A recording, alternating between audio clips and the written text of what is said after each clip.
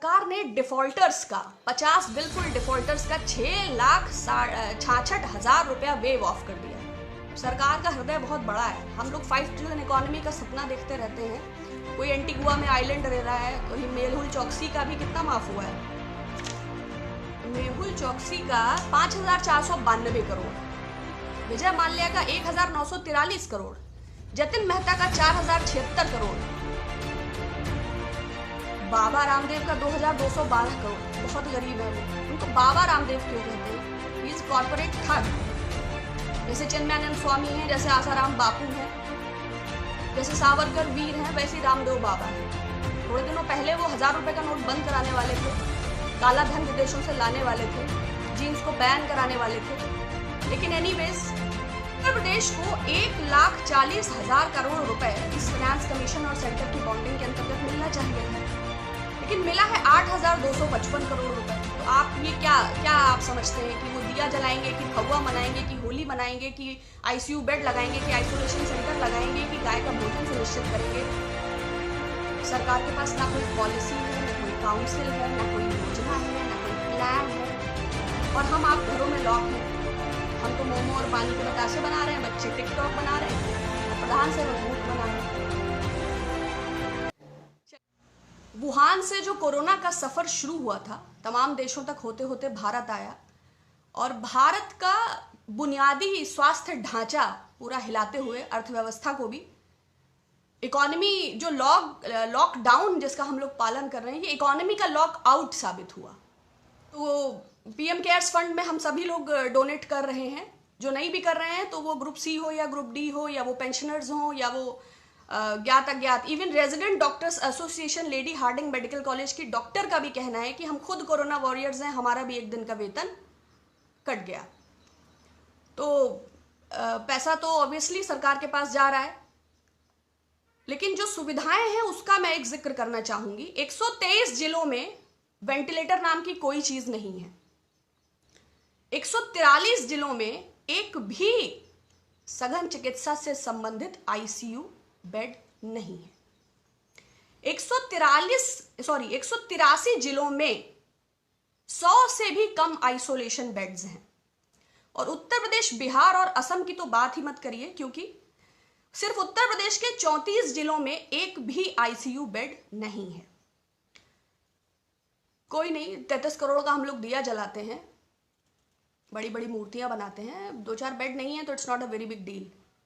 मध्य प्रदेश के 55 में 31 जिलों में एक भी आईसीयू बेड नहीं है। ये पत्रिका की रिपोर्ट है, आई पोस्ट इट। कोई नहीं, मध्य प्रदेश में बेड नहीं है, सरकार तो है।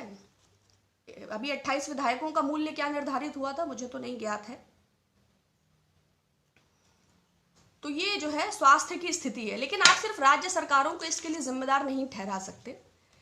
कारण ये है कि फाइनेंस सेंटर और फाइनेंस कमीशन मिलकर जो भी सरकार एक बजट, एक राज्य का जो भी उसको अमाउंट निर्धारित करती है, क्योंकि पीएम केयर्स फंड सीएसआर के अंतर्गत आता है, लेकिन जो सीएम केयर करके राज्यों के जो फंड प्राइवेट बनाए गए हैं वो सीएसआर के दायरे में शायद नहीं आते हैं।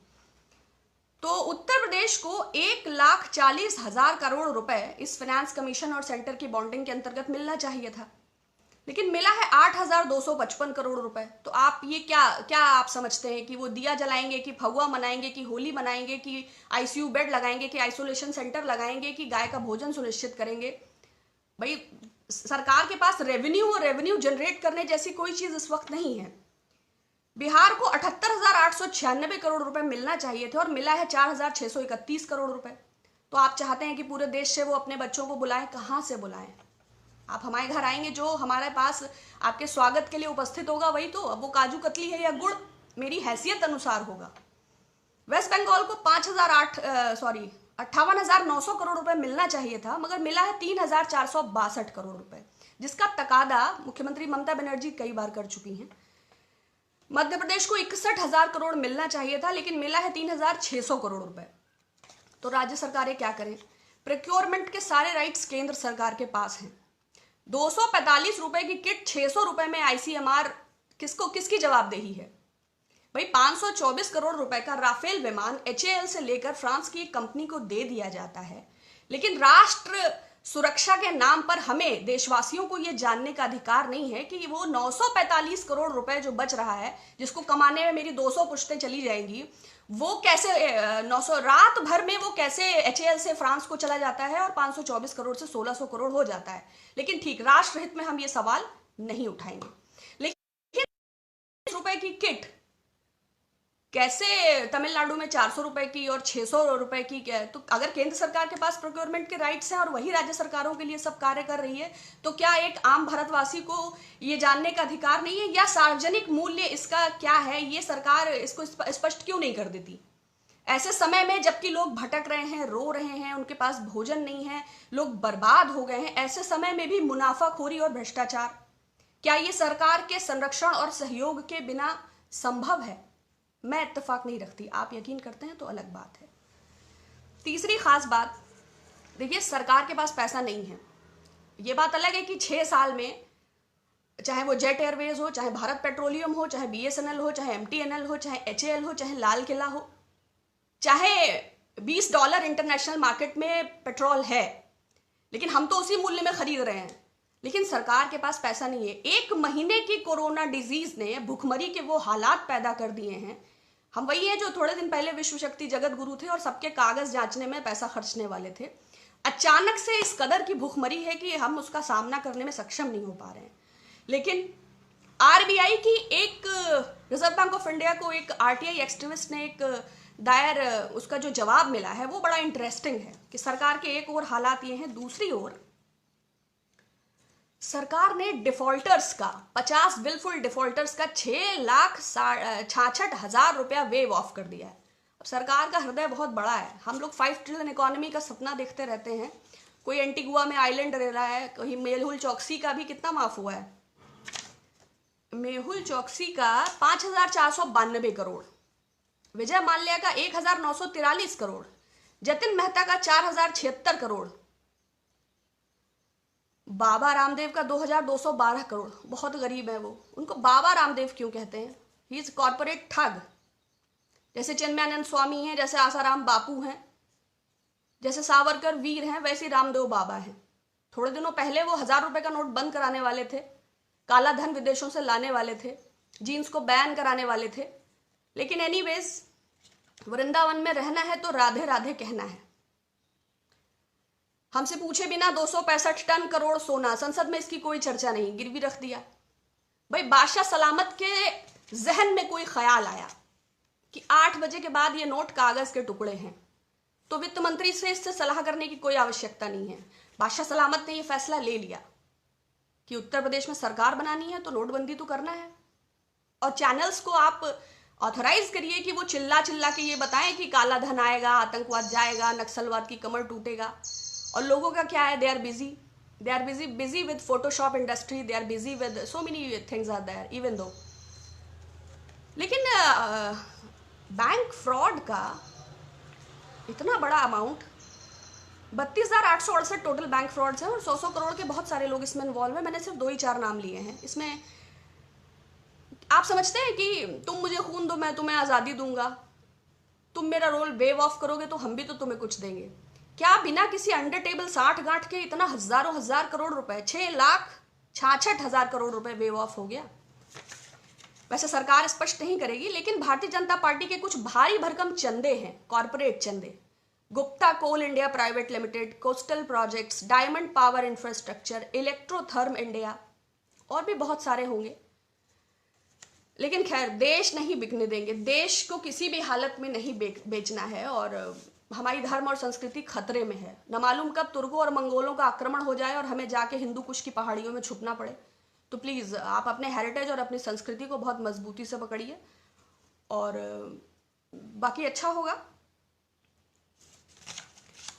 दूसरा, रतन राजश्री ने बहुत बार PM फंड के लिए मुझे बोलने के लिए कहा, बहुत कुछ विशेष। देखिए, लॉकडाउन बिना किसी जांच, बिना किसी योजना के हुआ। हालांकि इस सरकार में सब कुछ बिना योजना के होता है, लेकिन हमारे पास एक व्यवस्था है, नेशनल डिजास्टर मैनेजमेंट एक्ट 2005। इस मैनेजमेंट डिजास्टर एक्ट 2005 के अंतर्गत 62 सेक्शन 62, इसमें एक नेशनल डिजास्टर मैनेजमेंट अथॉरिटी का जिक्र है। प्राइम मिनिस्टर ऑफ इंडिया के अध्यक्षता में 9 सदस्यीय एक 9 मेंबर की एक अथॉरिटी, एक कमेटी ऐसी बनेगी, नेशनल अथॉरिटी।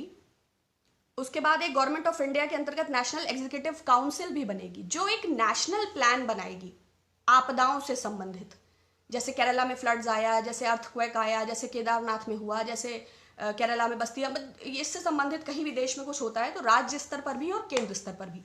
अब कोविड-19 जो है ये राष्ट्रीय आपदा है, तो आपको अगर पता हो तो बताइएगा कि यदि ऐसी कोई नेशनल कमेटी, कोई ऐसी नेशनल अथॉरिटी, कोई ऐसी नेशनल एग्जीक्यूटिव काउंसिल जिसने कोविड-19 के ऊपर कोई नेशनल प्लान बनाया हो, जब बनाई नहीं गई तो आपको पता कैसे चलेगा।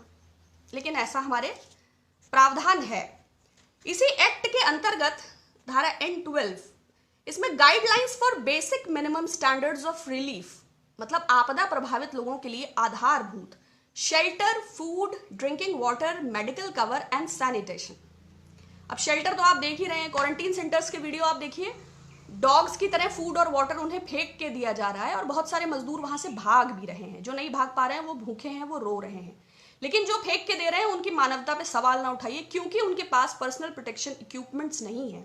तो संक्रमण के खतरे के चलते वो बेचारे क्या करें, उनको जान भी अपनी बचानी है। कोई रेनकोट पहन के इलाज कर रहा है, कोई हेलमेट लगा के इलाज कर रहा है, कोई सर पे गार्बेज वाला बैग पन्नी बांध कर चल रहा है।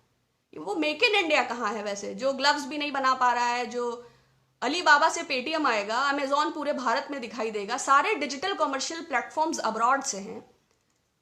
और एनीवेज, तो शेल्टर का हाल ये है। फूड का आपको पता ही है, 6-6 फीट पे लाइनें लगी हैं और तमाम रेड़ी वाले, खोंचे वाले, ठेले वाले, पान वाले जो स्वाभिमान से 200-250 रुपए रोज कमाते थे, आप उनकी तुलना भिखारियों से नहीं कर सकते। वो लाइनों में लगकर 2-2 किलोमीटर जाके खिचड़ी खाने के लिए मजबूर हैं। और राशन का वितरण क्या हो रहा है मुझे बार बार नहीं कहना उस पर। ड्रिंकिंग वाटर का, बाकी मेडिकल कवर एंड सैनिटेशन को लेकर सरकार बहुत गंभीर है। सीधा बरेली के मजदूरों पे कीटनाशक का स्प्रे कर दिया, it's all sanitised. Then special, इस एक्ट में special provisions for widows and orphans and इसमें कॉम्पनसेशन का भी।